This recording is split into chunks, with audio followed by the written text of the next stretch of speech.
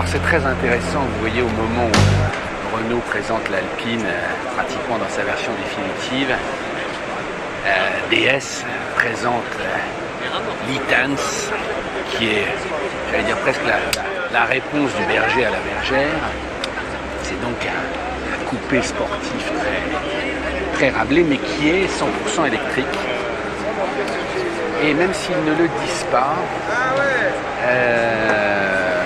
c'est une voiture qui fait normalement, je crois, 400 chevaux, qui a 2 moteurs électriques à l'arrière et qui aurait 300 km d'autonomie. Vous voyez, la particularité, c'est qu'il n'y a pas de glace à l'arrière, il n'y a que des caméras.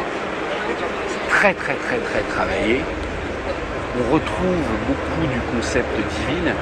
Et c'est ce que je vous disais, même si ça n'est pas dit, je me demande dans quelle mesure ce ne sont pas les soubassements de la Furtive Hexagone. Vous vous souvenez, Furtive, c'était cette voiture de sport française développée par Hexagone Motor. Ah ben je suis en train de parler de toi ah Luc, mais incroyable.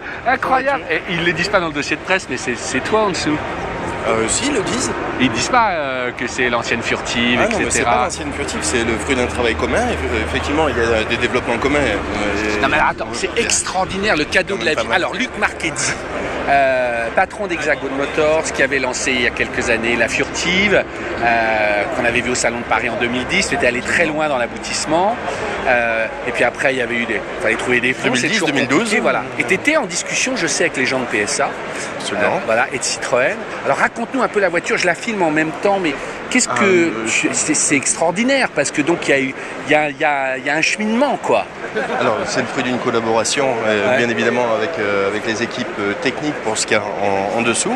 Quant au style, c'est vraiment les équipes de style de chez DS qui ont fait un travail extraordinaire. Oui, mais ta présence, viens, on va tourner autour de la voiture. Ta présence prouve une chose, c'est que c'est pas un chocard pour la frime, parce que s'il y avait bien une boîte qui était très avancée, il faut expliquer, tu as travaillé pour le Trophée Andros, tu as une expertise énorme sur la voiture électrique, sur la Furtive, tu es allé très loin, il y avait la coque en carbone, tu as des partenariats avec Siemens, je redis très vite pour ceux qui ne savent pas, les batteries Saft.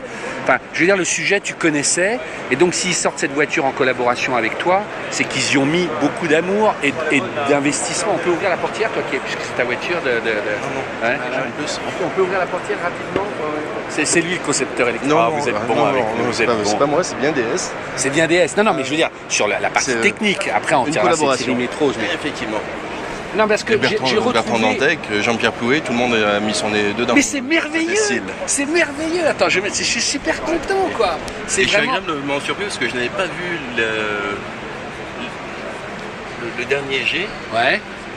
Donc pour moi, c'est également une surprise de voir les derniers détails qui sont incroyables. Ah ouais, ils s'éclatent sur les... C'est que des manufacturiers français, j'ai pas les noms, mais je sais que les cuirs, la boutonnerie, Ah ouais, alors là, voilà le fameux écran pour la rétro-caméra. Regardez les fauteuils, le travail sur les fauteuils est hallucinant.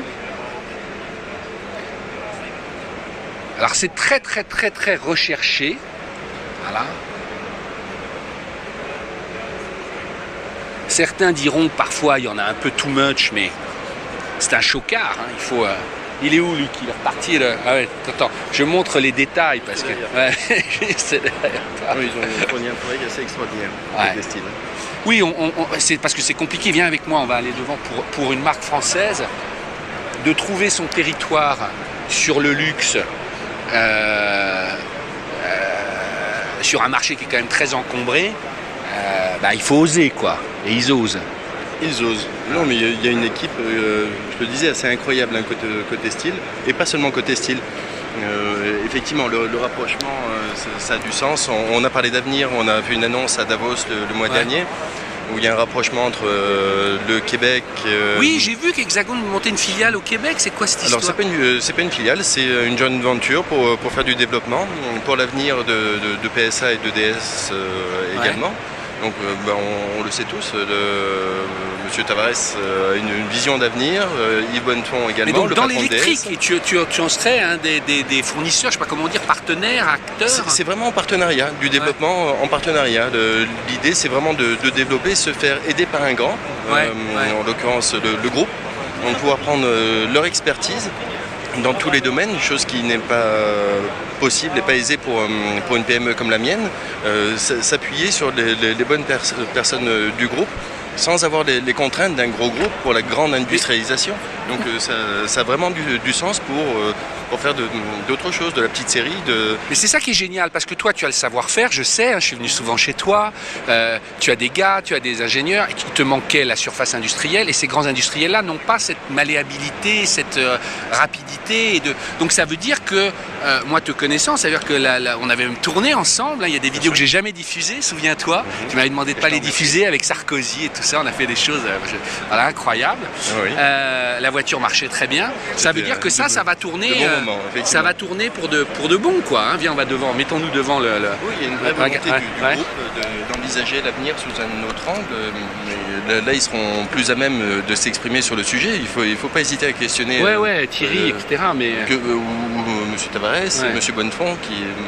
Dis-moi juste alors, donc il y a 2 moteurs électriques derrière, 400 chevaux, tu me fais la fiche technique 2 minutes? Je ne ferai pas la fiche technique du véhicule parce que c'est quelque chose qui évolue sans arrêt. C'est ça, et c'est vraiment une base qui va nous permettre d'évoluer, de faire pas mal d'essais et d'aboutir vers ce qu'ils souhaitent. Au final, présenter à leur clientèle un jour ou l'autre. Il y a quelque chose qu'on peut dire, j'ai vu les journalistes qui disent 300 km d'autonomie, il n'y aura pas. Tintin avec les batteries SAF, enfin toi sur la Furtive, elle les faisait les 300 km. Hein. Oui. Donc voilà, qu'on en dise, moi je dis aux gens, voilà, mais là, marketing, pour le coup, toi tu le sais. Voilà, non mais c'est la preuve que c'est facile de critiquer. C'est pas juste, voilà, il y en a marre de critiquer en France, il y en a marre. Hein, dites-moi tout ce qui marche à bord. On fait aussi de très belles choses et SAF c'est quand même, c'est 85% des satellites dans le monde. C'est tout le domaine de la défense américain et européen, c'est ça. L'expertise électrique de Furtive est très importante d'Hexagone et c'est merveilleux parce que c'est ce que la France fait de mieux dans ses... C'est une super association, bien sûr que c'est pas simple, mais... Vous voyez, ils peuvent raconter ce qu'ils veulent. Moi, je peux vous dire que l'info que je vous donne là, vous l'aurez pas facilement.